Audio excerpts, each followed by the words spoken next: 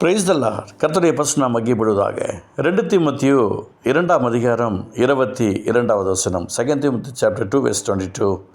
அன்றியும் பாலியத்துக்குரிய இச்சைகளுக்கு நீ விலகியோடி சுத்த இருதத்தோடு கர்த்தரை தொழுது கொள்ளுகிறவர்களுடனே நீதியையும் விசுவாசத்தையும் அன்பையும் சமாதானத்தையும் அடையும்படி நாடு. எனக்கு பிரியமானவர்களே, இயேசுவின் நாமத்தினால சில நேரங்களில் பார்த்திங்க அப்படின்னா சில கூட்டங்கள் நடக்கும், ஜெப கூட்டங்கள் நடக்கும். சில பரிசுத்தவான்கள் அதில் கலந்து கொள்வார்கள். நல்ல ஆராதனைகள் நடக்கும். அபிஷேகத்தில் நிரம்புவார்கள், கிருபையால் நிரம்புவார்கள், தயவால் நிரம்புவார்கள். ஏன் சிலர் அந்நிய பாஷை பேசுவார்கள், வரங்கள் வெளிப்படும், எல்லாமே நடக்கும்.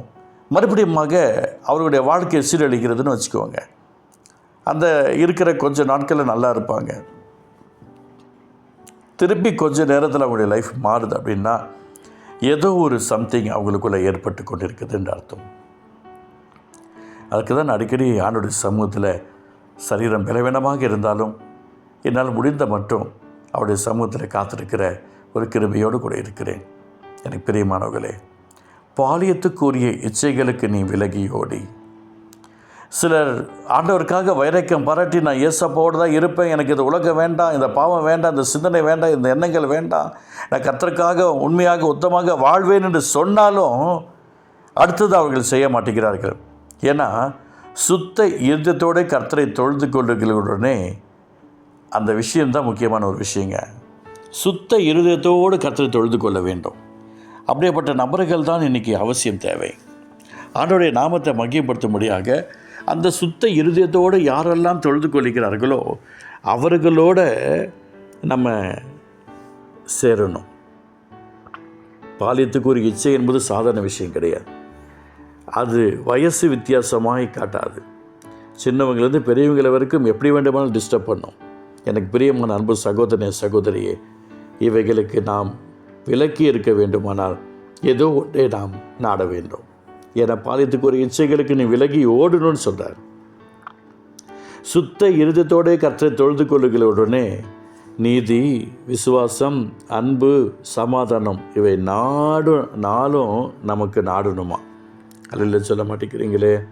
எனக்கு பிரியமானவர்களே, கர்த்தரை தொழுது கொள்ளுக, சுத்த இருதயத்தோடு கர்த்தரை தொழுது கொள்ளுகளுடனே தான் இதெல்லாம் நமக்கு கிடைக்கும். கர்த்தரை தொழுது கொள்ளுகிற ஒரு சில கூட்டமெல்லாம் இருக்கும், அதை பெருசாக எடுத்துக்காதீங்க. ஆண்டவருடைய நாமத்தை மகிமைப்படுத்த ஆசையாக இருக்கிற சில நபர்கள் இருக்க தான் செய்வாங்க. அது கூட நமக்கு அவசியம் இல்லை. அவருக்காக உண்மையாக உத்தமாக ஓடுறாங்க பாருங்கள், அவங்க தான் அவசியம் தேவை. நான் உங்களுக்கு சொல்கிறேன், சுத்த இதத்தோடு கர்த்தரை தொழுது கொள்ளுகளுடனே யார் அப்படி இருக்கிறாங்க சர்ச் பண்ணி பாருங்கள்.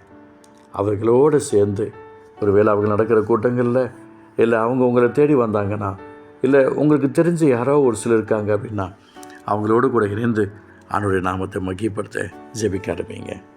அப்படி இருக்கும்போது நீதி கிடைக்கும், விசுவாசம் கிடைக்கும், அன்பு கிடைக்கும், சமாதானம் கிடைக்கும். இதை நாளும் நம்முடைய லைஃப்பில் இருந்துச்சு அப்படின்னு சொன்னால் நிச்சயமாக நம்முடைய இருதயம் பரிசுத்தமாக்கப்படும், சுத்திகரிக்கப்படும். ஆண்டவருடைய அன்புக்குரிய வசனங்கள் நம்முடைய வாழ்க்கையில் விசனமே இல்லாமல் சந்தோஷமாக கடந்து வரும்.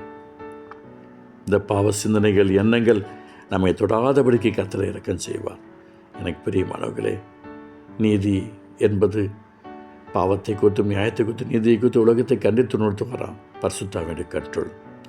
விசுவாசம் என்பது பரிசுத்தாவியின் வரங்களில் ஒரு விசுவாசம், பரிசுத்தாவியுடைய கண்ட்ரோல். அன்பு, இந்த அன்பு நமக்குள்ளே வரும்போது உலகத்தோட ஒத்த வேஷம் தரிக்காத அன்பு, பரிசுத்தாவியுடைய கண்ட்ரோல். சமாதானம், இந்த சமாதானத்தை கூட எப்படி ஏசப்பா பற்றி தெளிவாக பேசுவது, பரிசுத்தாவியுடைய கண்ட்ரோல். அதனால் சுத்த இருதயத்தோடு கர்த்தரை தொழுது கொள்ளுகிறவர்கள் பரிசுத்தாவியுடைய கண்ட்ரோலில் இருக்கிறவர்கள் தான்.